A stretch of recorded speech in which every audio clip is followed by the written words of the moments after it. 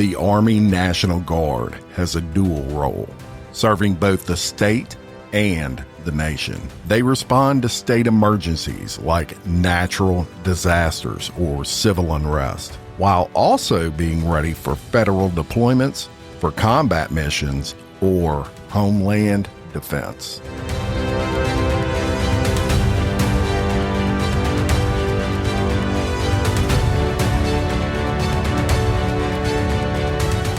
On Friday, March 8th, 2024, at 2:50 p.m., members of New York's National Guard were protecting our southern border. Casey Frankoski, 28, a pilot aboard a UH-72 Lakota helicopter, tragically lost her life, in addition to two others, including pilot John Gracia III and Border Patrol agent Chris Luna, when that helicopter crashed near Rio Grande City, Texas. Miraculously, Crew Chief Sergeant First Class Jacob Pratt survived, but was severely injured.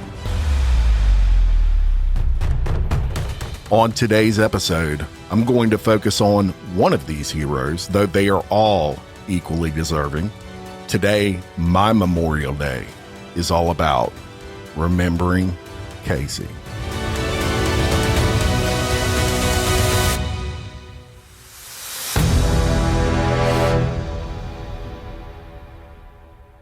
Welcome back to this Memorial Day special episode of Exposed, Scandalous Files of the Elite. And in today's episode, it's going to be a little bit different than what you typically get out of Exposed. And I'm going to start off by telling you how this episode really came about and why. And I'll start off with the why. Now, many of you know I have a very deep affinity for military service. I have a long history in my family of military service, going back pretty much as far as you can go in United States history. I'm very proud of that. And most people I know, they have a favorite holiday. And a lot of people love Christmas. I love Christmas. A lot of people love Halloween. I love seeing all these costumes on Halloween. But my favorite holiday is Memorial Day.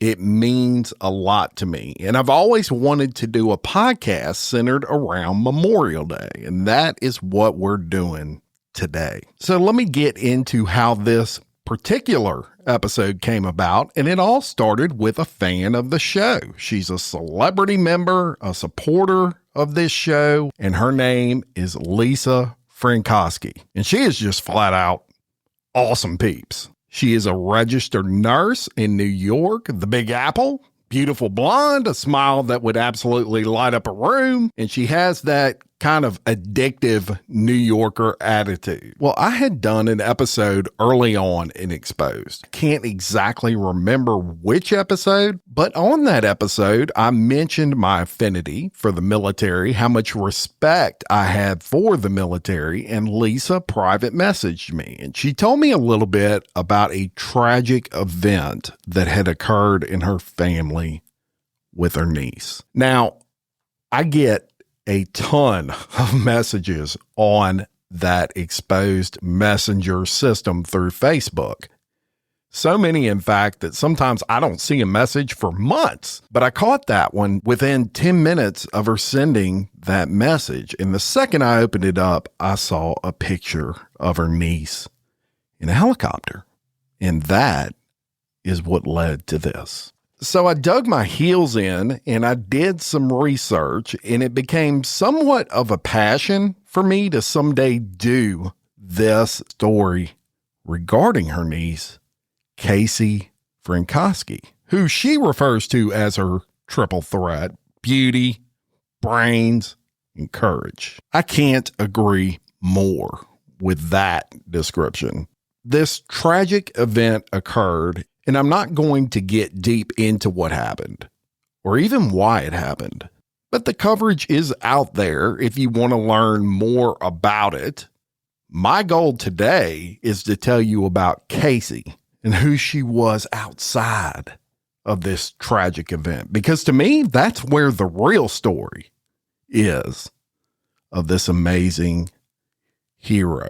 I've interviewed her father, Jim Frankoski, and I'm going to tell you a little bit about him, and you're even going to hear some clips of he and I as I do a informal interview. And likewise, I've interviewed Lisa Frankoski, who is the aunt of Casey.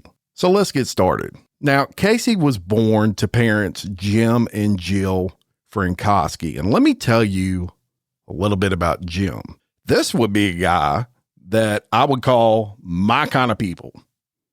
The kind of guy I could sit down, we could have a couple of beers and have probably some of the most entertaining conversation ever in our minds.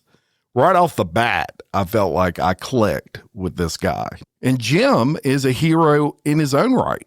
Now, he would be the last person to call himself that, but he is. He served 3 decades as a police officer in the city of Rensselaer. Not only that, but for his last 5 years, he served his community as the chief of police of that city, which speaks to his leadership skills and something he would obviously pass down to Casey. Now, Jim and Jill had 3 children, with Casey being the middle child. And as someone who was also a middle child, I can kind of relate to that. Typically, you're competitive when you're the middle child, but not arrogantly competitive, but you have a drive to you.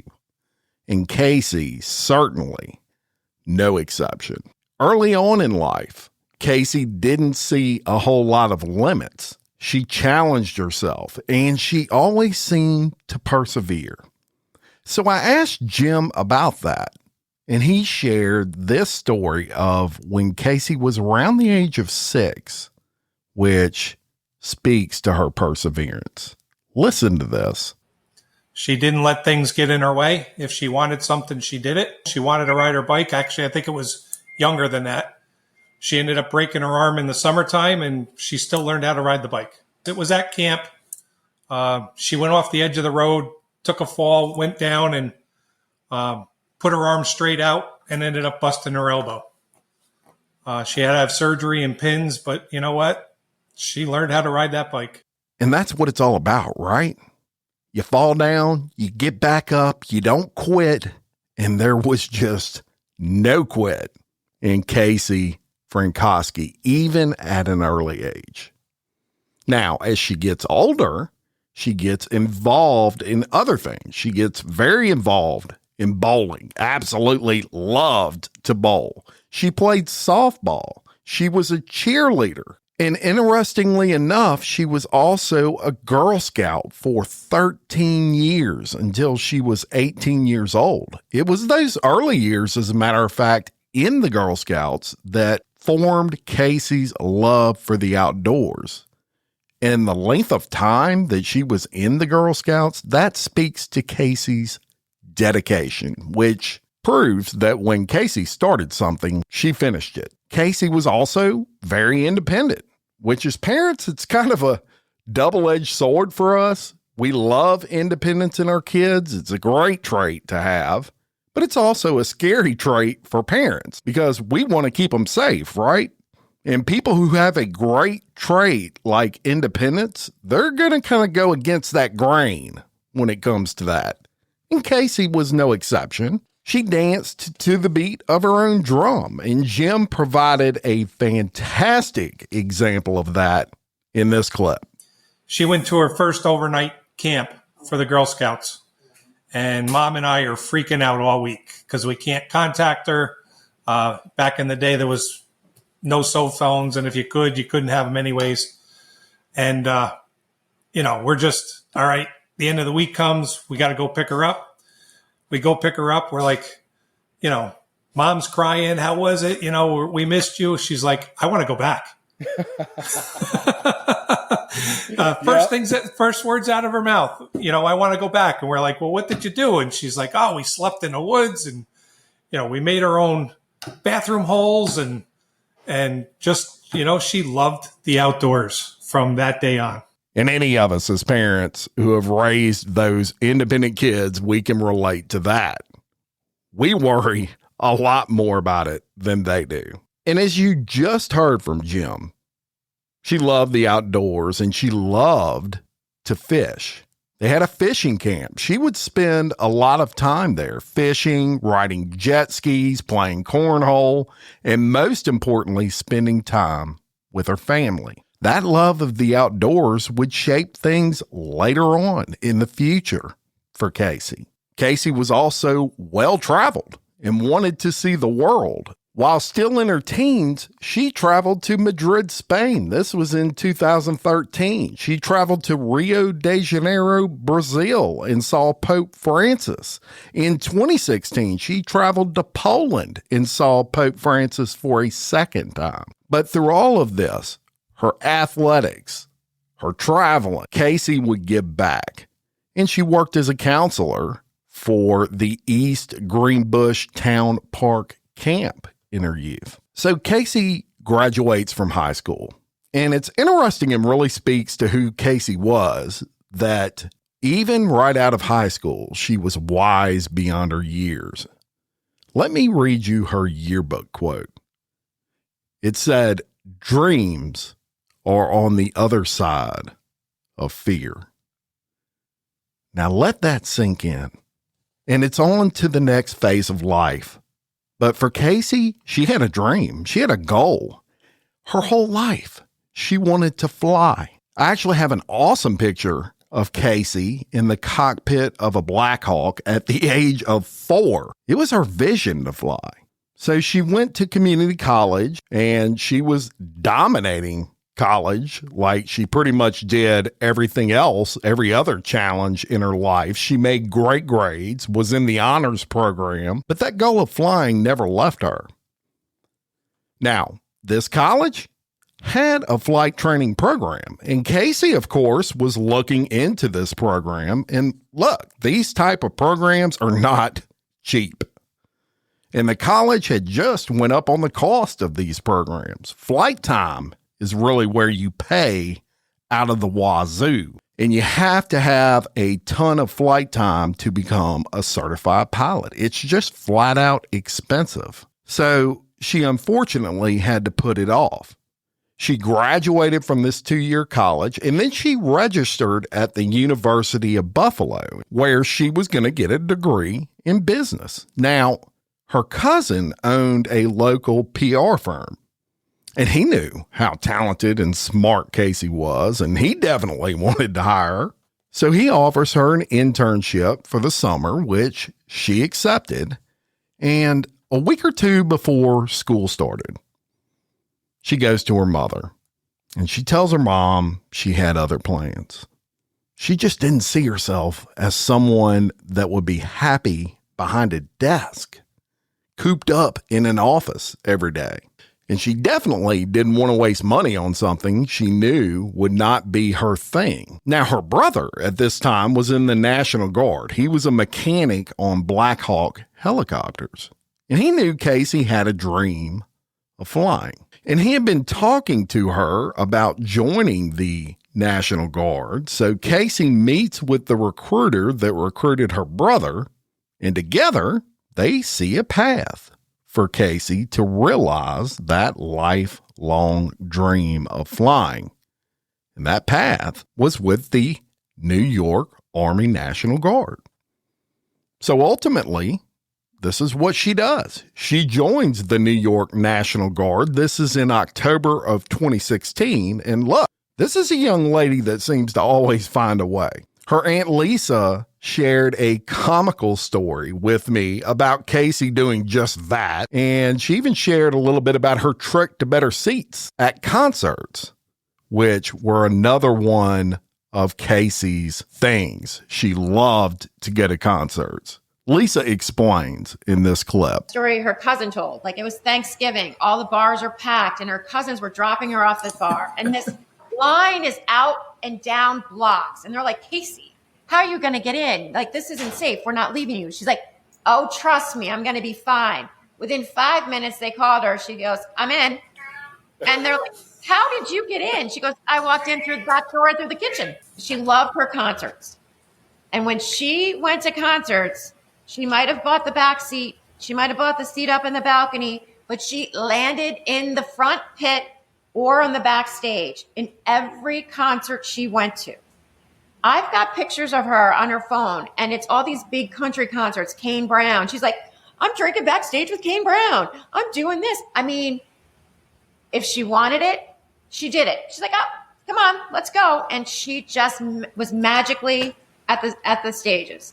Like she did that in every part of her life. So eventually she achieves her dream. She gets into and gets through flight school.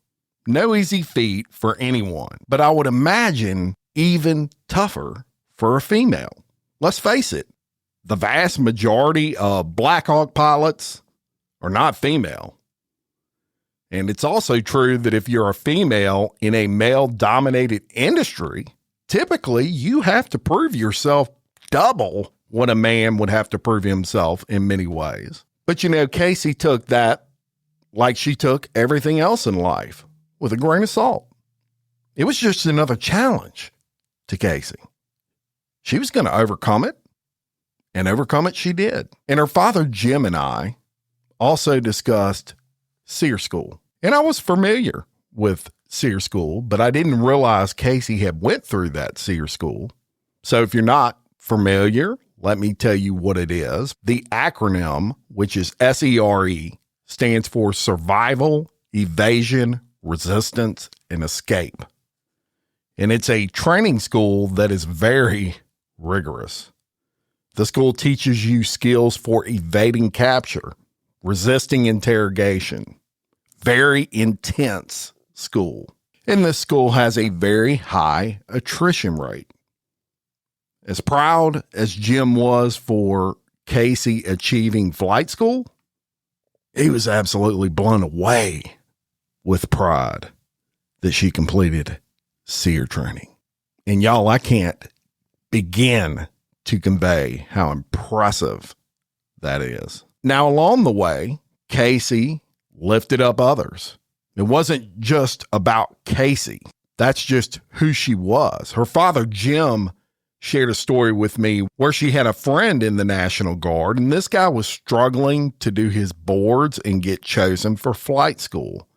And she worked with this kid nonstop to help him achieve his goal. Ultimately, he was chosen to go to flight school, and later he would speak to the Frankoskis and say the only reason he was in flight school was because of Casey.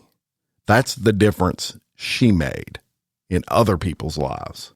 And to me, that speaks volumes about who she was as a person. And it's also important to mention that Casey's service did not stop with the Army National Guard. At home, Casey was a volunteer firefighter, as well as a member of the Environmental Conservation Corporation. And look, through all these accomplishments that she had to persevere through a lot of it. It didn't come easy to her. Not everything came easy, but she never quit. And it just seemed like every goal put in front of her, some way, somehow, she was going to achieve it. She just worked as hard as she had to do to make it happen. She rises so far in the Army National Guard, as a matter of fact, that in 2019, she's appointed as a warrant officer and then promoted to a warrant officer 2 in 2021. Along the way, she becomes a pilot of the UH-60 Black Hawk helicopter and the UH-72 Lakota helicopter. In November of 2018, she deployed to Kuwait, and she remained there until September of 2019. And while there, she was with Detachment 5, Company C, 2nd Battalion, 245th Aviation Regiment, as a mission planner in that unit, which flew the Army's C-12 transport aircraft. Casey then graduated from flight school in July of 2021. And shortly thereafter, as I mentioned, she was promoted to Chief Warrant Officer 2. On October 11th of 2023, Casey was then deployed as a pilot to Texas to patrol the U.S.-Mexico border. Then, while on that deployment, On Friday, March 8th of 2024 at 2:50 p.m., members of the New York's National Guard were protecting our southern border, and Casey, at this time 28 years old, a pilot aboard a UH-72 Lakota helicopter, as well as a pilot by the name of John Gracia, who incidentally was also a New York State policeman, a border patrol agent by the name of Chris Luna, and a crew chief, Sergeant First Class Jacob Pratt, were involved in a helicopter crash. Sadly, Casey, John, and Chris passed away in that helicopter crash. Only Jacob Pratt survived, but he was severely injured. Now, I'm not going to discuss anything further on this tragic event that occurred 8th March of 2024, except to say that the crash was not pilot error. Throughout her military career, Casey garnered many awards, including the Army Accommodation Medal, the Army Achievement Medal, the National Defense Service Medal, the Global War on Terrorism Service Medal, as well as the Global War on Terrorism Expeditionary Medal.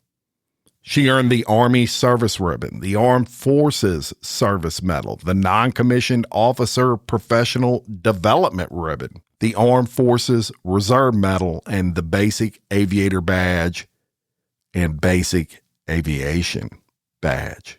Her funeral drew thousands to pay their respects, and even the governor of the state of New York spoke during her funeral. But it was her cousin Leah who really got me as she spoke. She did a phenomenal job of telling who Casey was in the eyes of someone that knew her so well. It was so amazing, in fact, that I'm going to play it for you now so you can hear it. Hello, everyone.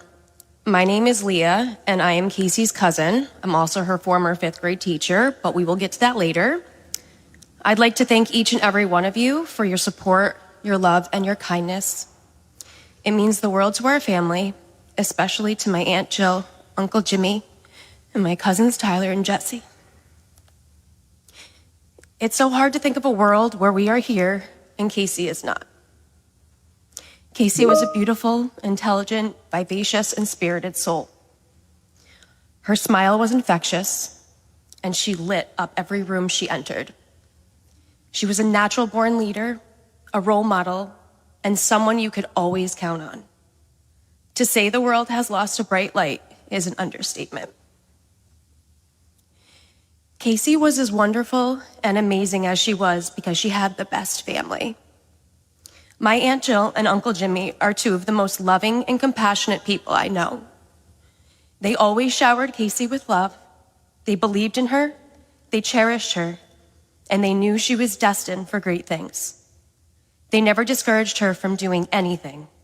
When she decided she was going to enlist in the Army in 2016, they trusted that this decision was the best and could not have been more proud of her. They knew she would give it her all, and give it her all she did. From basic training, a 9-month tour in Kuwait, pilot school, up to her most current deployment to Texas, Casey grew in ways we never imagined. She was a role model to her fellow soldiers, dubbed the aviation mom, and someone her regiment could count on and call on whenever they needed anything. Whether she was in the pit at a country music concert or the cockpit of a helicopter, she was always doing the things she was passionate about and loved. Speaking of concerts, Casey had this special talent of being able to upgrade her seat. She had a knack of getting much closer than her ticket said she should have been. Whether it be front row or a floor seat, Casey always found a way. Not only did this apply to concerts, it also applied to other establishments. A couple of years ago, Casey wanted to meet friends out at Ryan's wake on Thanksgiving Eve. And if you know bars on Thanksgiving Eve, then you know the line was wrapped around the building. My cousin Bubbers, or Bobby, and his fiancée Skylar dropped her off. And when they saw the line was long, they laughed and told Casey that it was going to take hours to get in. Casey assured them that she would find a way in. Not 5 minutes later, Bubbers got a text message from Casey, her usual selfie of her and her drink inside Ryan's wake. How did she get in? In great Casey fashion, she simply snuck in the back door. If you know Casey, then you know how much she loved camping at Alpine Lake with her family and her friends. There was nothing more she loved than spending time with my aunt, my uncle, and my cousins. Alpine Lake was one of her absolute favorite places in the world. She forged so many wonderful relationships over the years. Casey was always down for anything, especially a good game of cornhole. There was nothing more she loved to play at camp, and she loved it even more when she won. Casey was known for being the life of the party. You could always count on her for a good time, even if that meant showing up to camp as Joe Dirt. She could always find the fun, and she lived it up to the fullest. I cannot mention camp without her mentioning her prized possession, her jet ski. She was so happy when she finally got one. She would spend so much time out on the water, riding solo or with a companion. There was nothing more she loved to do in the summer than spend her time with her Alpine family. As I said in my introduction, not only am I Casey's cousin, I was also her 5th grade teacher. And I'm sure you're asking yourselves, how could you have been her teacher, Leah? You're so young. First off, thank you. Secondly, I didn't mention this, and I'm sure you'll be floored by this, but Casey and I are actually 12 years apart. So it is possible. I actually was a student teacher at the school the year she was in 4th grade. Mrs. Bishop, the teacher I taught with, was due to have a baby the following year, and she asked me to fill in for her while she was out. And I remember viewing her class roster and seeing Casey's name on it. And I freaked out because A, I didn't know if you could teach your cousin, and B, I didn't want to create any problems for Casey, meaning I didn't want anyone thinking I was giving her special treatment, and I didn't want her getting any slap because we were related. I still remember the first time she called me Miss Nardacci. Actually, she said, Miss Nardacci? Yeah, it was a little awkward for the both of us in the beginning, but that year, I was so blessed to see a side of Casey I never saw. She excelled in school, and she was a role model student. She had great friends and friendships she still has to this day, and was an all-around great kid. I'm so happy I was able to have that special experience with Casey. It's something I will always hold near and dear to my heart. Casey and I always joke that we would be the crazy single cat ladies. We both have not 1, not 2, but 3 cats. Casey would jokingly become the 3rd wheel on many of her brother Jesse and sister-in-law's Regan's dates. In fact, she didn't have to be invited along with them. She would just show up. On one specific date to Red Lobster, it happened to be endless shrimp night. Casey went all in and had about 9 helpings, and she probably would have went for a 10th, but decided to stop because Jesse and Regan were making fun of how much she had already scarfed down. However, her days of singledom were short. And last year, she met a very special man, Anthony, who quickly became her person. Actually, I think it was the moment after their 2nd date when she met his entire family, and when he rinsed his hands off outside in a puddle after they had eaten wings all night at the Glens Falls Wing Fest, that she knew he was the one. Anthony, from the bottom of our hearts, we thank you for loving our Casey and for showing her what true love really is. Casey loved to travel. She has been all over the world, from traveling all around the USA to Europe, South America, and Asia. She's seen more things and been to more places than your typical 28-year-old. She truly knew how to live life to the fullest. Casey was happiest when traveling alongside her friends and family. This summer, Casey and her family took a cruise to Alaska to celebrate Regan and Jesse's honeymoon. They loved Alaska, specifically Juneau, so much that Casey and Jesse jokingly said they would move there, where Jesse could become the police chief and Casey would become the helicopter pilot tour guide for the glacier. Although they were joking, I feel like that could have become a reality. Casey could have and would have absolutely made that happen. Not only did Casey love traveling with her family, she loved spending time with her friends, and they loved spending time with her. Dubbed the life of the party, Casey knew how to have a good time. She also knew how to push people out of their comfort zones. Like the time she dragged her best friend Liz to New York City to a rap festival. Liz does not listen to rap music. With people Liz had never met, even though the experience wasn't an ordinary one for them, the two of them had the time of their lives. Speaking of Liz, we can add matchmaker to the list of titles Casey held. She introduced Liz to John, and this May, they'll be married. Casey was excited to be standing by Liz's side as her maid of honor. She may not physically be standing by you, Liz, but I know she'll be there celebrating you just as much as you both celebrated in life together. Casey loved nothing more than serving her country. She enlisted in the Army National Guard in 2016. Casey graduated from Chief Warrant Officer School in November 2019. She was then promoted to Chief Warrant Officer 2 in 2021. Casey had dreams of becoming a pilot, so it was no surprise when she decided she wanted to go to flight school in Alabama. Casey graduated in July 2021 and then trained to become a UH-60 Black Hawk helicopter pilot. Casey was deployed this past October to patrol the United States-Mexico border, along with fellow soldiers and close friends, John Gracia and Jake Pratt. Our support is with the Gracia family as they mourn the loss of their beloved John, and with the Pratt family, praying that Jake makes a full recovery. We extend our support to Border Patrol agent Christopher Luna's family. Casey was one in a million. She was the best daughter, sister, granddaughter, niece, cousin, sister-in-law, friend, pilot, soldier, and human being. She was taken away from her loved ones way too soon. I know Mama, Grandmommy, Grandpa Nerdachi, and so many other loved ones that have passed are taking care of her for all of us. My Aunt Jill loves the song See You Again by Carrie Underwood, so I will close with this, and I also have Casey's favorite drink with me.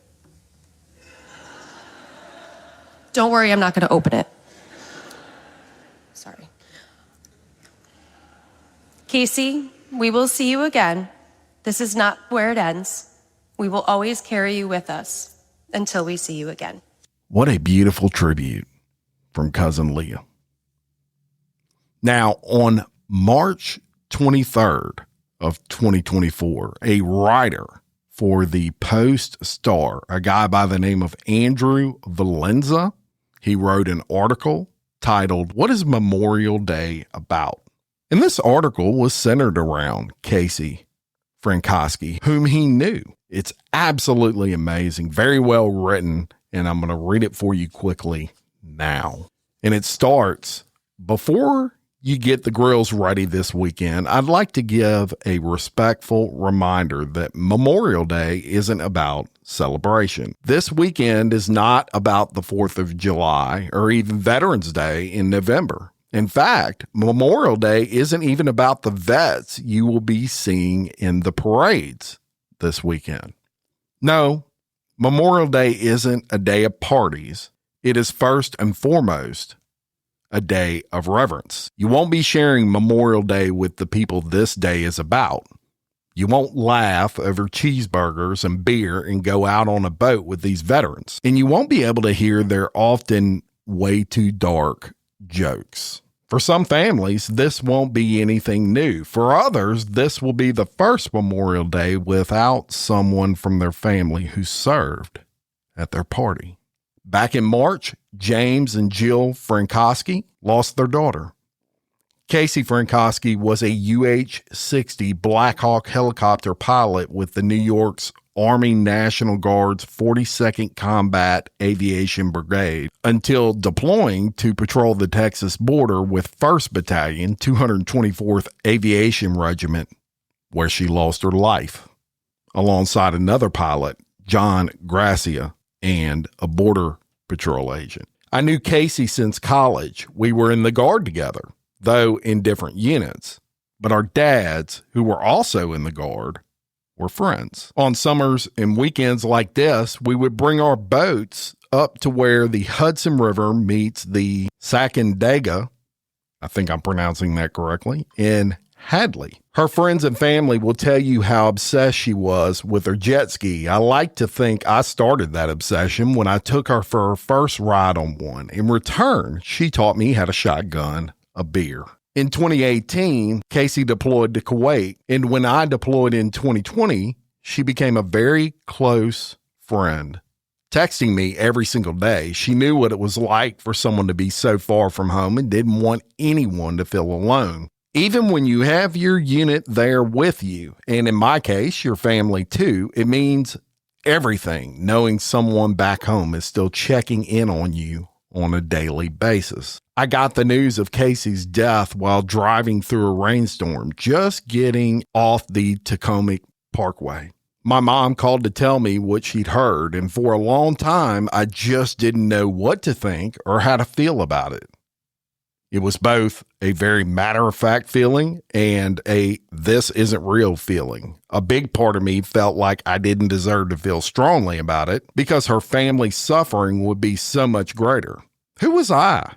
But someone that saw her here and there in the summer, but mostly just talked over text. In almost 9 years of military service, I've been to many military funerals, but never for anyone I knew personally, much less someone I could call a friend. I didn't know what I was allowed to feel, as if any mourning I did took away from the families. It felt like there was a finite supply of mourning available, and if I said, quote, I lost a friend, then I was taking away from Casey's parents' loss of their daughter. It's not until writing this now that I think I know how to feel.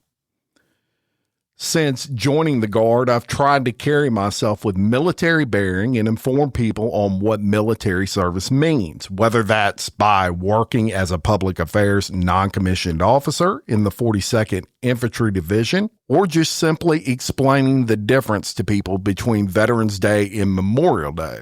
And every Memorial Day, I drive down to D.C.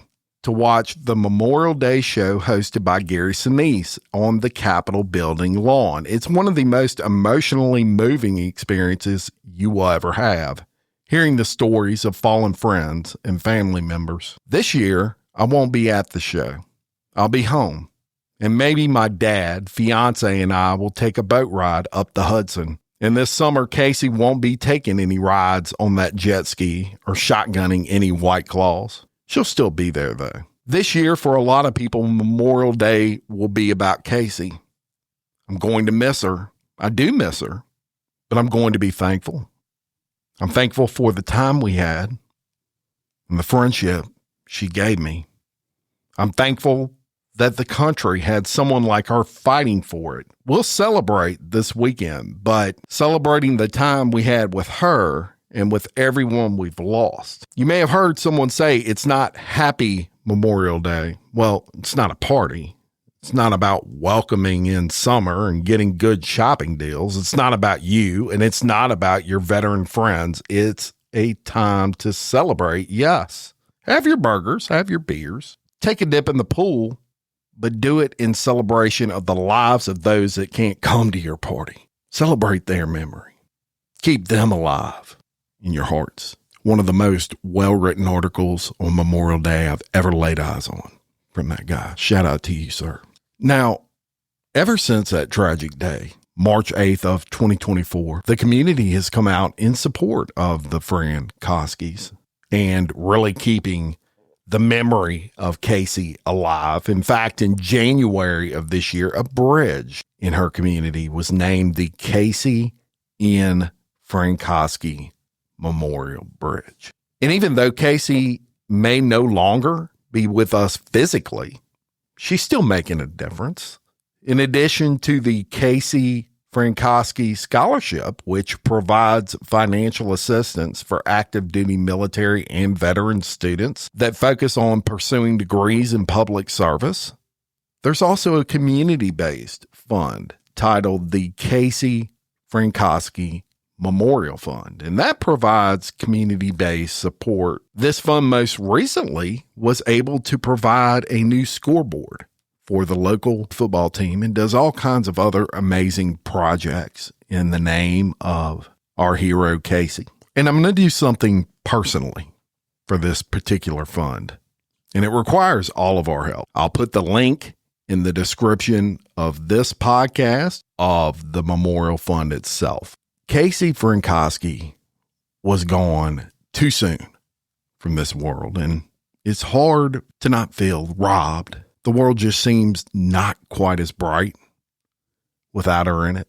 And I want to thank the Frankoski family for allowing me to get to know Casey, who she was, and most importantly, how she lived.